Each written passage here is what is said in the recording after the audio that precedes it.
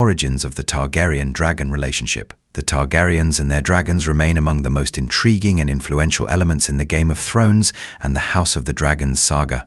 The Targaryens unleashed the full power of their dragons to attack, conquer, and rule Westeros during Aegon's conquest. Aegon the Conqueror, along with his sister wives Rhaenys and Visenya, invaded Westeros with their 3 fierce dragons Balerion, Meraxes, and Vhagar. They quickly brought 6 of the 7 kingdoms to their knees, unifying them under Targaryen rule.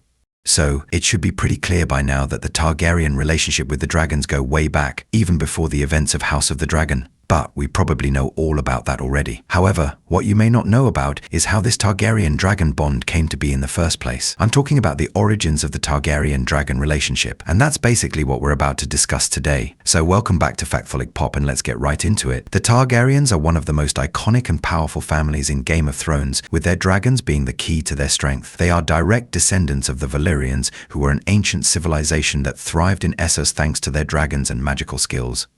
The Valerians lived in Valyria and found dragons in a volcanic region known as the 14 Flames. Using their sorcery, they tamed and controlled the dragons, making them their greatest assets. Okay, so we now know that sorcery was involved, but that still doesn't really explain the origins of their relationship with much clarity. After all, the Targaryens have a deep connection with their dragons that goes beyond just training and control. Taming is one thing, but the fact that they believe they have the blood of the dragon in their veins completely changes the scenario, because this means the Targaryens share traits and qualities with their fire-breathing companions. Also, I personally always found the silver hair and purple eyes intriguing, along with the fact that the Targaryens were infamous for their marriages with other members of their own family to keep their bloodlines pure. Having said that, I believe that it was this close bond that allowed the Targaryens to communicate and control their dragons more effectively. They could speak to their dragons using the ancient High Valyrian language, and in return, the dragons were loyal and respectful to their riders, refusing to let anyone else ride them until their original rider died. The Targaryens also had a tradition of placing a dragon egg in the cradle of their newborns, hoping it would hatch and bond with the child. However, this tradition didn't always work out, as some eggs never hatched, and some Targaryen children never became dragon riders. More on that some other time. Now, let's focus more on the magic part, because that's really where the origins of the Targaryen-Dragon relationship lie. So the Valyria page on a wiki of ice and fire cites Fire, Blood, Jaehaerys and Alysanne. Their triumphs and tragedies say that the Valyrians were more than dragon lords. They practiced blood magic and other dark arts, delving deep into the earth for secrets and twisting the flesh of beasts and men to fashion monstrous and unnatural chimeras. It is believed that for these sins the gods in their wrath struck Valyria down. Alright, so the chimera gives this a different angle, mainly for the fact that a chimera is a mythical creature made up of parts from different animals, and the information above does confirm that humans were mixed in when it comes to Valyrian chimeras. So going by that logic, I think the Valyrians didn't just claim to have dragon's blood, they actually had some dragon DNA, because they physically fused with dragons through their magical chimera making process, and that's probably where their connection to dragons and fire magic comes from. However, it could also be the other way around. That's because the Valyrians also believed that dragons weren't just beasts, they considered them relatives of the people who rode them. In Dany's accidental blood magic ritual, there were 3 deaths for 3 dragons: Drogon, baby Rhaego, and Mirri Maz Duur. The Targaryens spent over a century trying to hatch dragons after the last one died.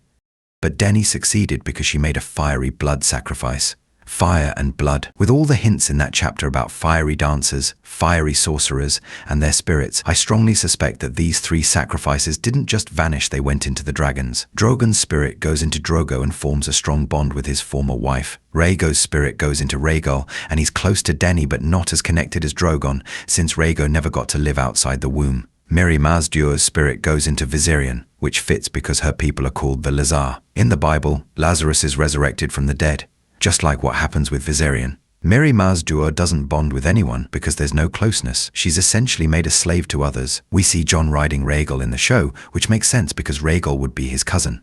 Just like the Valyrians and Targaryens said, they're relatives to those who ride them. However, there are a few other theories too, including the one from the shows, which isn't canon but worth a mention. So, in one of the episodes of House of the Dragon, Daemon sings to Vermithor a song named Haros Bartosi, whose lyrics indicate that Valyrian blood mages merged worms with wyverns to get dragons, and here are the lyrics. One who breathes fire, one bearing wings, but 2 heads need 3, and a spell that sings, follow my voice. Blood magic old, the price has been paid, as the fires foretold, in visions of flame. Listen to me, the spell that that needs three is made whole through me. That's the song Haros Bartosi, and let me break it down line by line for you for a much deeper understanding. So the first line, one who breathes fire, talks about a creature that can breathe fire. Most likely it's referring to a worm, because like we all know, those beings are famous for their fiery breath. The next line, one bearing wings, is about a creature that has wings. And this is the one that's describing a wyvern, creature that typically has large, powerful wings. But two heads need three, which means that even though there are already two heads or participants involved in this magic or ritual, a third one is necessary to complete it. So the spell or ritual isn't complete with just two. It needs a third person or element. And a spell that sings suggests that the magic involves a chant or incantation that sounds musical or rhythmic, almost like a song. Moving ahead with the lines, follow my voice, the speaker is guiding others, telling them to listen closely and follow their instructions, likely as they chant or cast the spell. Blood magic old then refers to an ancient and powerful type of magic that uses blood as a key ingredient. Blood magic is often seen as very potent and sometimes dangerous. The price has been paid, which means that a necessary sacrifice or cost has already been met to perform the magic. In many magical traditions, a price or offering is required to activate the spell, as the fires foretold. This line suggests that the events happening now were predicted or shown through visions involving fire, possibly related to the dragon's fire.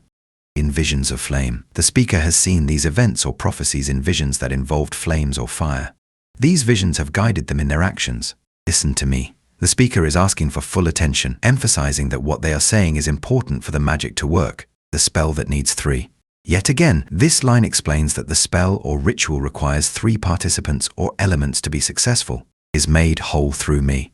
The speaker is saying that they are the third and final part needed to complete the spell. Without them, the spell would be incomplete. Overall, these lines describe a magical ritual involving worms and wyverns, ancient blood magic, and the necessity of three participants or elements to complete the spell. But then again, this is just a theory. Like I mentioned before, parts of the show aren't canon. So then, the most acceptable theory about the origins of the Targaryen-Dragon relationship lies with magic. Blood magic in particular. I believe that being magically gifted in ancient Valyria included some ability to control dragons, similar to how wargs can control wolves. Over time, the toxic fire and blood magic that the Valyrians practiced might have altered them, like radiation, creating a biological and magical link to dragons. This could also explain why Valyrians were so drawn to each other, especially siblings. Marrying within the family wasn't just about keeping the bloodline pure, they often found their partners among their siblings. This ever-shrinking gene pool could have compounded any genetic changes over generations. The Targaryens were just one of the Dragonlord families in Old Valyria. One of them, Rhaenys, had a prophetic dream about the Doom. Before the Doom, the Targaryens and a few other families fled to Dragonstone. It's not that only the Targaryens bonded with dragons, many Valyrians did, but most other families were killed in the Doom. The Valerians, who also had Valyrian blood, included some dragon riders. There's no definitive proof that you need Valyrian blood to bond with a dragon, but most known dragon riders were either Valyrian or had Valyrian looks. The girl Nettles, who tamed a dragon, had unknown parentage but came from King's Landing, where many Targaryens and Velaryons had illegitimate children. It's interesting that Daemon Targaryen, known for his fondness for Nettles, took up with her despite her not being described as attractive. It seems that having Valyrian blood makes bonding with dragons easier. Just as the blood of the first men is tied to greensight and warging, the concentrated blood of Valyria is tied to dragons. And that basically is our theory about the origins of the Targaryen-Dragon relationship. So, that's all for this one. Thanks for watching. You're watching Factholic Pop, and as always, don't forget to leave a like and subscribe to the channel if you're new here. Also, don't forget to comment about your own views on this and let us know what other theories should we cover next. And now, check this other video you might like.